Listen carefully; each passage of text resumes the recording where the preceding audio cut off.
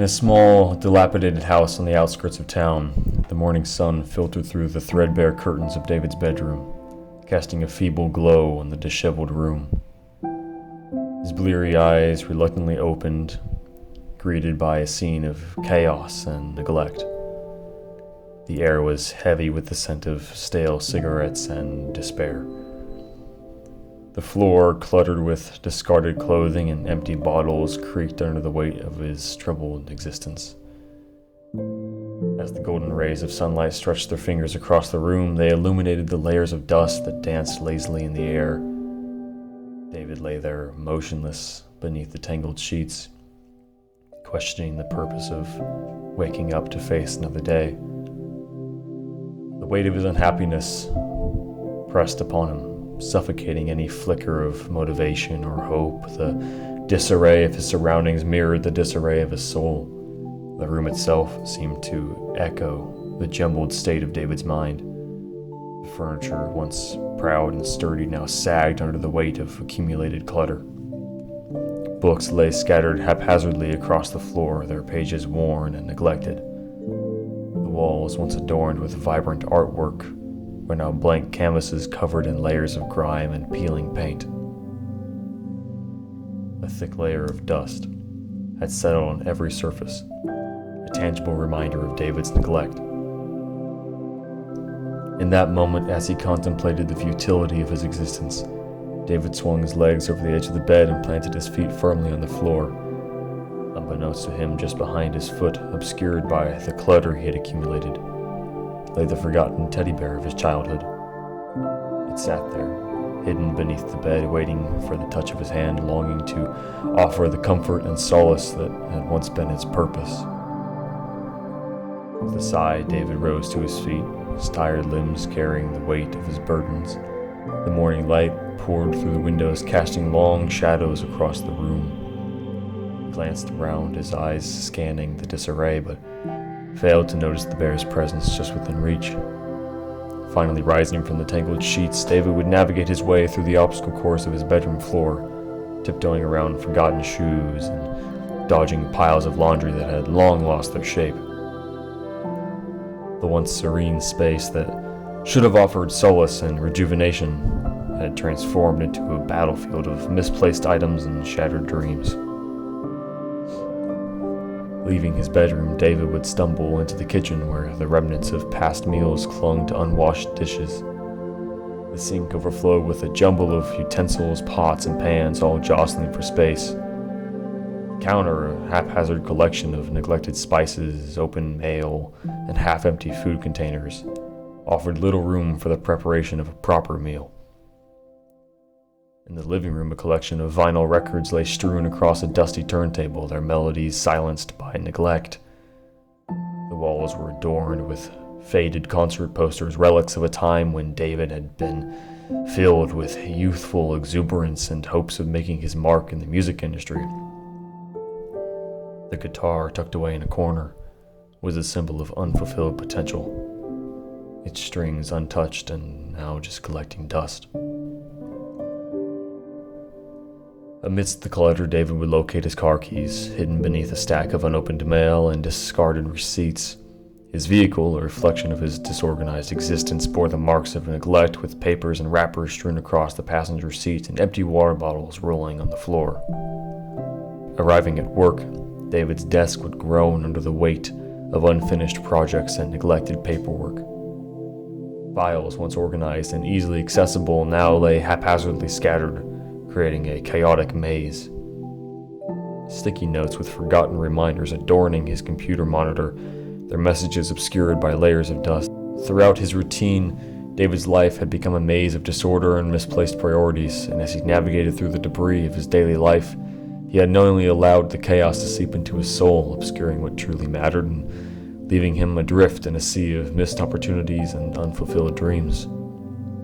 Every misplaced item, every forgotten memento held a story, a reminder of the dreams he had let slip away. Yet amidst the debris, the teddy bear remained a silent witness to his journey and an anchor to his past. The weight of his unfulfilled dreams and the monotony of his life bore heavily upon his shoulders as he dragged himself through the cluttered house every day. Each room whispered a tale of missed opportunities and shattered aspirations. The remnants of half-hearted attempts to find joy and purpose were scattered across the surfaces. Amidst the chaos, David's few genuine friends, Mark and Sarah, stood as beacons of hope. They had witnessed his descent into darkness, yet refused to abandon him. Mark and Sarah had seen the light fade from his eyes and the cracks in his soul deepen. They had tried, oh, how they had tried to pull him back from the brink. Late nights spent on phone calls, heartfelt conversations filled with concern and compassion, and countless attempts to show him that life still held the possibility of beauty and joy, all were met with resistance, with a growing sense of hopelessness. The alcohol and drugs had become David's crutches, temporary relief from the overwhelming sadness that haunted his every waking moment. The bear and his friends were the only fragments of solace in an otherwise desolate existence. Days turned into weeks, and weeks turned into months. The weight of David's pain grew unbearable until one fateful night he reached his breaking point. Consumed by despair, he made the tragic decision to end his own life, leaving Mark and Sarah devastated in his wake. News of David's untimely demise spread quickly among his small circle of friends. Mark and Sarah were shattered, their hearts heavy with grief and guilt. They couldn't help but blame themselves, questioning if they had missed any signs, any glimmers of hope they could have seized upon. Each memory of David had become a weight upon their souls, a haunting reminder of the battles they'd fought alongside him. In the aftermath of David's passing, Mark and Sarah found themselves in his cluttered house, searching for answers, solace, and closure. The rooms were suffocating, filled with the remnants of a life once filled with hope and promise. The walls whispered stories of David's aspirations and the dreams that now lay shattered on the floor. Mark, his hands trembling with sorrow, picked up a stack of old newspapers from a corner of the room. Each crinkled page represented moments of David's life that had slipped away unfulfilled. As he unfolded them one by one, he couldn't help but notice the smudged ink, as if the words themselves were blurred by the weight of David's despair. Sarah, lost in her own thoughts, sat on the edge of the bed, surrounded by boxes of David's personal belongings. She delicately opened a worn shoebox and discovered a collection of handwritten letters. With tears welling in her eyes, she read the heartfelt words of encouragement and love that David had received over the years. These tokens of affection were a stark contrast to the emptiness that had consumed him. As they meticulously sorted through the mountains of accumulated junk, Mark stumbled upon the teddy bear hidden beneath the bed. He carefully lifted it, its warm fur telling him of the countless nights David had clung to it for comfort. His heart sank as he realized how this symbol of solace had gone unnoticed in the sea of clutter that had surrounded their friend. Sarah, holding a faded photograph of David with a radiant smile, was overcome with a profound sense of loss. She pondered the struggles he'd faced, the battles he'd fought behind closed doors. Could they have done more? Should they have done more? Guilt gnawed at her conscience as she contemplated the possibility of missed opportunities to save her friend. Lost in their grief and exhaustion, Mark and Sarah unknowingly discarded the bear, along with the rest of the debris. The weight of their collective failure pressed down upon them, bearing the symbol of comfort under layers of forgotten memories. It was a cruel twist of fate, an accidental dismissal of the last true connection to the man they cherished. Mark and Sarah, haunted by their unfulfilled search for answers and the weight of their guilt, gradually ceased their quest to sort through David's possessions. The house, frozen in time, stood as a haunting testament to a man lost to the world, to the battles fought within the confines of his cluttered existence.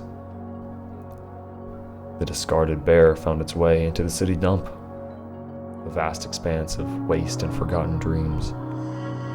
Among the piles of discarded belongings, it lay forgotten yet resilient, a silent reminder of David's struggle and the love he sought, until a great storm swept through the town.